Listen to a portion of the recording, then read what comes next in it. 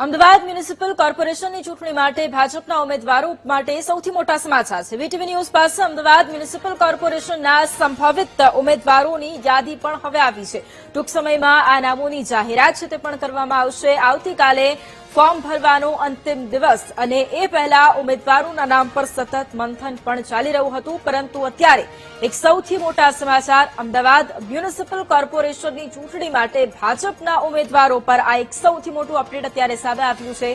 VTV news પાસે Ahmedabad municipal કોર્પોરેશનના સંભવિત ઉમેદવારોની યાદી અને આજ મુદ્દે સંવાદદાતા દીપક આપણી સાથે લાઈવ જોડાઈ ગયા છે। દીપક, એક તરફ આવતીકાલે ફોર્મ ભરવાનો અંતિમ દિવસ, પરંતુ હજી સુધી ભાજપ દ્વારા ઉમેદવારોના નામની જાહેરાત નથી કરવામાં આવી અમદાવાદમાં, પરંતુ હવે જે સંભવિત ઉમેદવારો છે તેમના નામ પર ખાસ ચર્ચાઓ પણ થઈ રહી છે। આપની પાસેથી એ જાણવું છે કે કયા એવા સંભવિત ઉમેદવારો છે કે જલ્દી જ તેમના નામ પર મહોર પણ લાગી શકે છે અને તેની સાથે જ આજે તેમનું નામ પણ જાહેર થઈ શકે છે।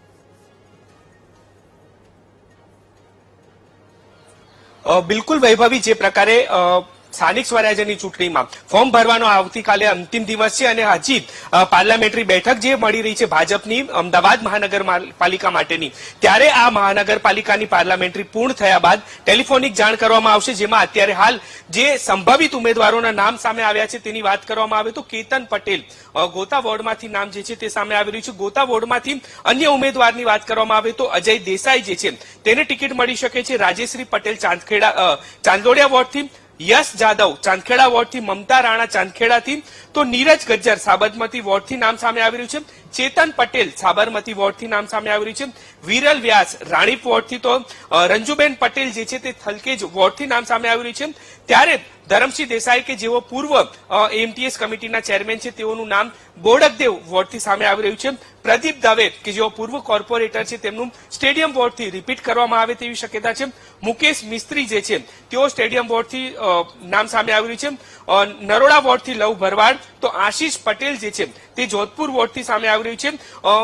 ક્યાંક ટેલિફોનિક ચર્ચા અને નામ સાથે તેઓને ફોન કરવામાં આવી રહ્યા છે તેની વાત કરવામાં આવે તો અત્યારે હાલ જે ટેલિફોનિક ચર્ચા કરી અને નામ જે છે ફોન કરવામાં આવ્યા હોય તે જોધપુર વોર્ડની અંદર વાત કરવામાં આવે તો ભાગ્યેશ પટેલ, વિનોદ પટેલ ઝાખડ, ભારતીબેન ગોહિલ અને નૈનાબેન કોટકના નામ જે છે તે સામે આવી રહ્યા છે કે તેમને ટેલિફોનિક જાણ કરવામાં આવી છે કે તેઓને તૈયારી કરવા માટે કહેવામાં આવ્યું છે। પરંતુ સૌથી મહત્વની બાબત એ છે કે સાંજે 7 વાગ્યા સુધી ભાજપ તેમના ઉમેદવારોનું નામ જાહેર કરી શકે છે અને આ જે નામની યાદી લગભગ 35 જેટલા ઉમેદવારો જે છે તેઓના નામની જે યાદી છે તે ફરી જણાવવા માટેનો પ્રયાસ કરીશ કે ધરમસિંહ દેસાઈ જે બોડકદેવ વોર્ડમાંથી કહેવામાં આવ્યું હતું, ભરત કાકડિયા કે જેઓ ઇન્ડિયા કોલોની વોર્ડથી તેમનું નામ સામે આવી રહ્યું છે, દીપક પંચાલ જે નિકોલ વોર્ડથી નામ સામે આવી રહ્યું છે, મુકેશ પટેલ વિરાટનગર, અનુબેન પટેલ સારવા વોર્ડ, પંકજ ભટ્ટ કે જેમને ખાડિયા વોર્ડથી રિપીટ કરવામાં આવી શકે છે।